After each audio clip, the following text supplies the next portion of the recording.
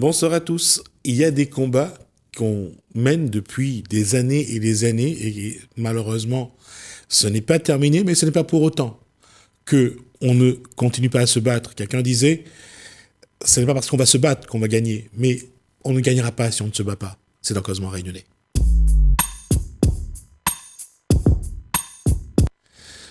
Bonsoir, Monsieur Crochet. Bonsoir, Monsieur Ramoudou, et bonsoir, toutes nos mounis regardent de Télécréole. Il y a une réalité, c'est un vrai combat.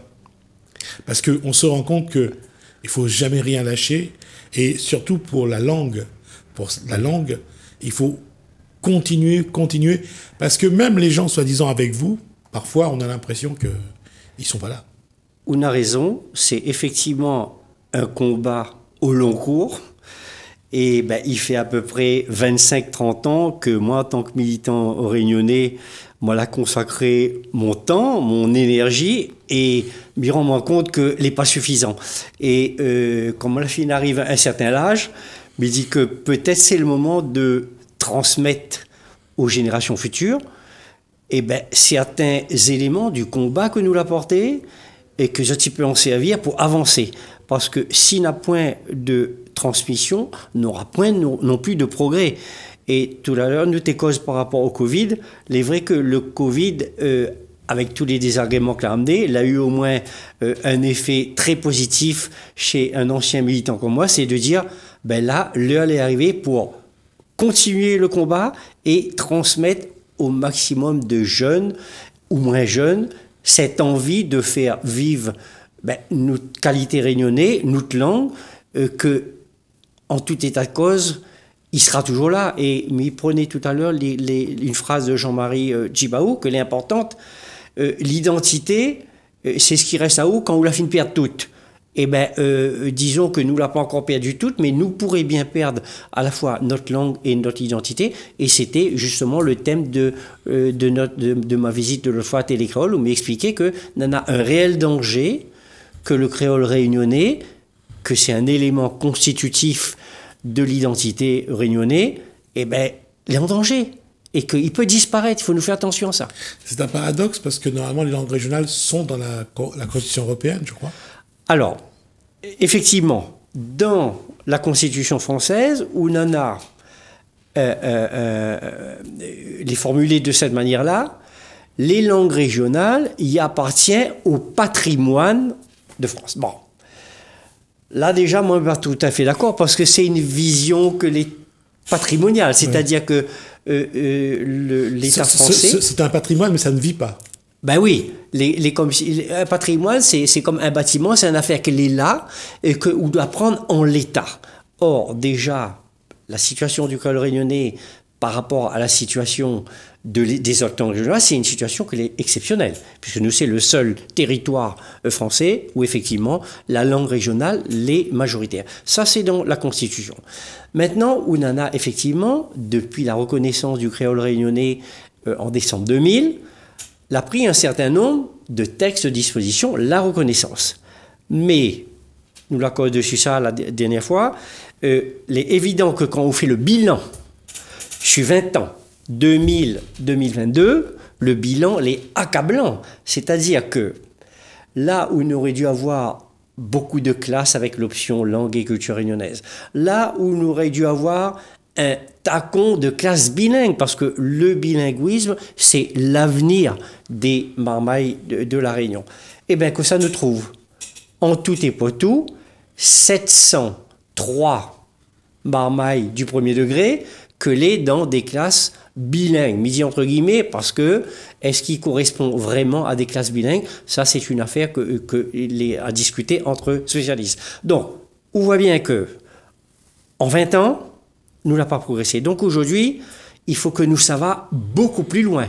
Et un certain nombre d'institutions, à la fois internationales, nationales, ils encouragent à nous à changer, aller vers une étape supplémentaire du statut. Oui, Michael Crochet, mais la question, encore une fois, c'est, on regarde entre ce qui est écrit dans la Constitution française, entre ce qui est écrit dans la Constitution européenne, entre ce qui est écrit, que ce soit à l'UNESCO ou à d'autres endroits, on valide l'existence des langues régionales. Tout est validé. Mais sur le terrain, voilà, le problème est différent, est plus compliqué. Mais je pense que vous l'a dit exactement l'essentiel, c'est que Zoti valide. Or, Monsieur Ramoudou, il faut que nous sortent de la simple validation et de la simple reconnaissance du fait que le créole réunionnais, c'est la langue maternelle de 80% des marmailles qui rentrent à l'école. Ouais. Il faut que nous sortent de ça. Et Ramenao en 2020, et là nous en a quand même, il démontra ou bien qu'il faut que nous sortent du système dans lequel nous l'est actuellement, que l'est complètement insuffisant, le CESE, Conseil économique, social et environnemental. Ouais. En 2020, quoi ça lui dit tout à fait clairement, et il reprend une des préconisations, la valorisation des langues des Outre-mer passe par une pleine reconnaissance juridique et institutionnelle, absolument essentielle pour établir l'égalité en dignité des langues régionales. Donc, vous l'avez bien compris qu'entre la validation et une reconnaissance pleine, totale, qui donne de l'existence à la fois à la langue, à l'identité, dans le cursus éducatif, parce que c'est bien là que les nanas une donnée que les fondamentales, c'est dans le système éducatif, il n'est pas à côté. Or, le CESE, Yannou, en fait, lui fait le même constat que vous, ok, l'a validé, mais il faut aller plus loin, il faut aller véritablement vers un statut global. Alors, justement, là-dessus, alors j'ai vu, il y a eu Francky Lorette, qui a eu son agrégation. Oui. Il y a une dame aussi, d'ailleurs, dont j'ai eu... Laurence Dallot. Voilà. Ouais. Il y a 2 agrégés aujourd'hui à La Réunion en langue régionale, enfin, en tout cas, la langue créole. Ouais. Mais, encore une fois, comme on parlait tout à l'heure des classes bilingues, c'est dans l'animation qu'on a l'impression que les autorités se sont perdues. Il n'y a pas d'animation, il n'y a pas une volonté affichée de faire vivre cette langue régionale. Oui.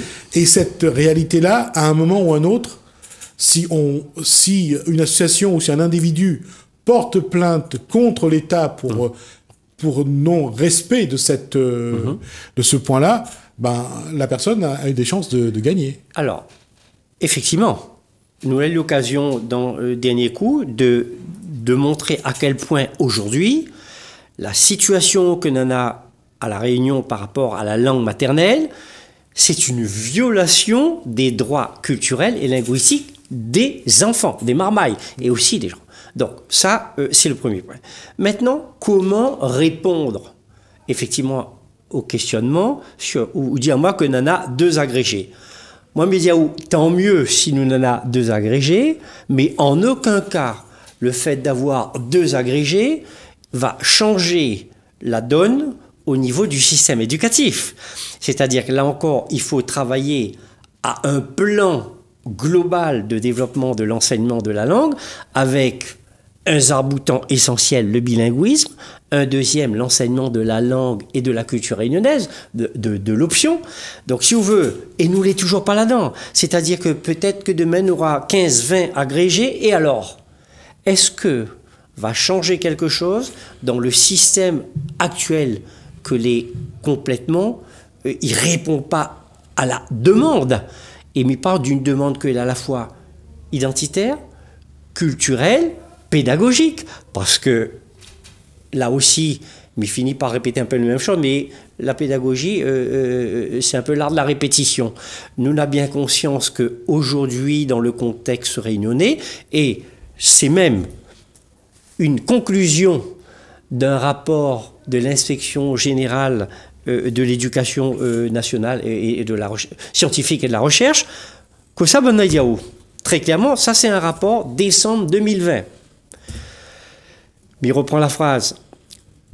Il faut donc mettre en place un système qui insiste sur la reconnaissance du droit de tout enfant à apprendre à lire et à écrire dans sa langue maternelle. Ça, c'est l'inspection générale d'éducation nationale, il écrit ça en 2020. Mais M. Rambaudou, on peut constater ou même qu'aujourd'hui, dans le contexte réunionnais, avec 700 marmailles en situation bilingue, on a un gros problème. C'est-à-dire que nous sommes complètement à côté de la plaque. Et moi, m'y dit que, très clairement, on n'a à la fois aucune volonté du rectorat de la Réunion, mais aussi de la classe politique réunionnaise, de faire avancer les choses parce que s'ils avaient voulu mettre en place les moyens, mais il faut un petit peu réfléchir, et ça c'est une question que les téléspectateurs ils peuvent comprendre, pourquoi finalement on a tant de réticence à mettre en place des outils tels le bilinguisme, etc., pour permettre à une génération de Réunionnais d'acquérir des compétences, d'être plurilingues, etc. Il gênerait qui? Est-ce que les hommes politiques réunionnais, la classe politique réunionnaise, la peur de voir arriver sur le marché du travail une génération de jeunes réunionnaises et réunionnais formés, compétents? Est-ce que c'est ça le problème? Moi, je me pose la question publiquement. Mais il dit que peut-être que certains, il dit, ben, vaut mieux rester un peu comme nous les, nous partage les emplois entre Sarcles et là, je suis à place, nous arrangeons nous entre nous, classe moyenne réunionnaise, classe métropolitaine, nous faisons notre petite affaire tranquillement et nous empêche à l'ascenseur social de fonctionner. Mais je pense qu'il y a peut-être une part de vérité dans ce que me dit. Alors, au moins. Sur le statut de la langue, qu'est-ce qui explique que pour les défenseurs de la langue réunionnaise a besoin d'un statut? Alors, il est important que nous ayons un statut, effectivement, pour que les choses y soient très claires. Sur le plan déjà réglementaire, ça c'est important, et un statut donc à la hauteur de l'importance de la langue ici sur le territoire réunionnais. Ça c'est important. Bon, ce statut-là, qui n'existe pas, il faut être clair, hein, il permet à la fois... Donc une existence officielle dans ce cas-là. Ah, nous l'éclaire. D'accord, ok. Un statut veut dire, très clairement, nous va aller au plus haut niveau, une reconnaissance officielle de l'identité culturelle réunionnaise en tant que telle, avec tous les éléments qui font partie de cette identité, la langue et tout le reste, le patrimoine matériel et immatériel. Ça, c'est un préalable. Et ça, c'est incontournable. Et d'ailleurs, la question a été posée en 2018 quand le président Macron est parti en Corse. Ah, d'accord. Il y a une question qui a été posée justement sur la reconnaissance de l'identité corse. Le président Macron a dit, mais bien sûr, il faut effectivement que la Corse soit mentionnée dans la Constitution. Bon, nous les présents dans la Constitution, mais sous la forme d'un article qui a interdit à nous de faire quelques réformes de statutaires que ce soit, y compris dans le domaine de la langue. Donc, le statut. Le numéro du statut, mais je reviendrai dessus. 72. Ouais. C'est un article 72. 73.5. 73 73 alinéa 5. Donc, un statut est important parce que il permet à nous de faire rentrer dans le rond un certain nombre d'instances internationales, européennes, et aussi, du coup, à l'échelon français et à l'échelon régional. Ces 4 niveaux-là. Sur le plan international, ce qui est intéressant, parce que nous ne pouvons pas travailler dans le vide, il faut que nous bénéficions un peu de l'expérience, des expériences sur le plan bilinguisme qui ont été faites dans d'autres pays. Bon, nous pouvons avoir notre modèle réunionnais au vu de tout ce que nous aurons récolté ailleurs. Sur le plan international, il est très simple. Et là, on a une opportunité qui est formidable. La France, il vient de rentrer dans le Conseil des droits de l'homme. Ah. Bon. En 2020, il rentre. Donc, nous avons un point d'appui. C'est-à-dire, le point d'appui, c'est très simple, c'est de dire, bon voilà, les institutionnels français, il peut être le Parlement, une délégation, il dit, ok, Conseil des droits de l'homme, Zola dit à la France que la France, il ne respectait pas les droits culturels. Eh bien, allons mener un débat au sein du Conseil des droits de l'homme. Premier point. Deuxième instance internationale, très importante, l'UNESCO. Bon, l'UNESCO, c'est exactement la même chose. La présidence de l'UNESCO actuellement l'est assurée par une ancienne ministre de François Hollande. Là, le nom y échappe à moi, mais va revenir dans le cours de l'exposé. Donc, là aussi, l'UNESCO il défend l'option de l'enseignement dans la langue maternelle. Donc, là aussi, nous n'en appuyons. Nous dit, l'UNESCO, comme ça, il donne des coups de main en Afrique et dans d'autres pays du monde pour accompagner des programmes bilingues, et il tombe impeccable. Zati donne un coup de main aussi pour avancer sur ce dossier. Donc, c'est déjà une démarche que n'en a déjà une ampleur du coup internationale. Nous les pas arcoquillés sur notre zombie, comme il dit à nous souvent, que nous, les militants, nous regardons rien ce qui se passe. Non. Là, nous propose une démarche nouvelle, c'est-à-dire toutes les instances internationales que l'on a eu des positionnements clairs sur les questions droit culturel linguistique, nous travaillons avec eux. Mais je pense que c'est intéressant. Justement, de quoi faut-il s'inspirer justement pour qu'il y ait un modèle? Alors, nous va partir du principe que, à travers l'ensemble des expériences que les menées, le système le plus avancé dans l'ensemble français, c'est en Polynésie. En Polynésie française, on a là très clairement d'abord, et c'est pour ça que la question du statut est très très importante, et vous avez fait une charte de l'éducation. Et dans la charte de l'éducation, ça y pose un certain nombre de principes, d'orientation importantes concernant l'enseignement de la langue, tant dans le premier degré que dans le secondaire, etc. Donc, nous allons mettre en place toute cette charte de l'éducation, que c'est un premier document cadre. Voilà déjà quelque chose que nous peut faire La Réunion. Réfléchir à une charte réunionnaise de l'éducation, qui peut d'ailleurs concerner pas simplement les langues régionales, mais aussi les questions d'échec scolaire. Nous peut aller sur une approche globale, mais quelque chose que l'on fait ici, avec les indicateurs statistiques que nous avons ici, il peut permettre à nous d'avancer. On en a aussi, par exemple, ce que Bonna il fait en Corse. Nous peut aussi inspirer à nous d'un certain nombre de dispositions que l'ont été prises en Corse, où là, où l'a dû entendre que Bonna il revendique la co-officialité de la langue corse avec le français, l'est impossible sur le plan constitutionnel. Donc, je pense que nous peut aller loin, nous peut aller rendre la Guyane de France ou ailleurs, mais nous peut aussi aller rendre visite à aux Mauriciens, aux Seychellois, que l'est déjà aussi, particulièrement les Seychelles, où vous avez fait un travail que l'est éminemment intéressant, et nous peut envisager, et mais pour que voit la question de l'identité, de l'enseignement du créole, etc. Il donne une nouvelle dimension, il peut donner un dynamisme, une nouvelle dimension à ce que nous va appeler la pancréolité.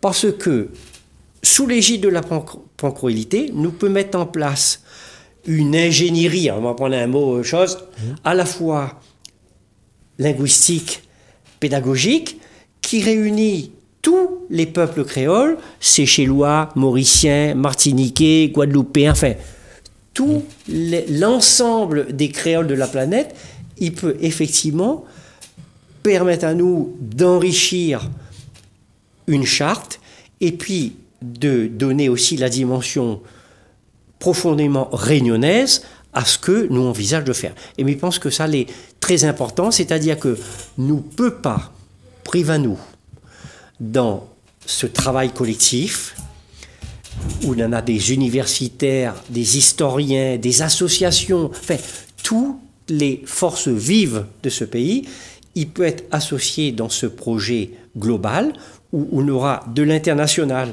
de l'européen aussi. Oui. Mais le président Macron, les présidents de l'Union européenne depuis... le 1er janvier. Voilà. Donc, nous en avons 6 mois pour faire un travail aussi par rapport à la charte européenne, faire en sorte que effectivement la France il arrête de tourner virer et il prend les dispositions pour ratifier enfin la charte européenne à un niveau conséquent. Alors, en tout cas, on aura l'occasion d'y revenir parce que ça va être, c'est déjà arrivé à la fin du temps d'échange. Mais c'est intéressant sur ce que vient de dire Michael Grochet, c'est que savoir qu'il faut faire avancer le dossier et que puisque l'État français n'est pas enclin, et ni les politiques de la Réunion enclins à aller plus vite, il faut que ça soit quelqu'un qui pousse le charrette. Exactement. Et aujourd'hui, je pense que la population est la mieux placée. Avec l'UNESCO, avec d'autres partenaires. Avec des instances internationales et européennes. Pour pouvoir faire avancer. D'autant que l'Europe a toujours insisté sur les langues régionales. Bien sûr. Ouais. En tout cas, Michael Crochet, merci merci pour cet échange. On voit que ça se précise. Ouais. En tout cas, c'est beaucoup plus simple. On verra à quel moment ça peut aboutir. Merci pour cet échange. Merci beaucoup. Merci à vous de nous avoir suivis. Merci Hélène, merci François. Je vous dis à bientôt.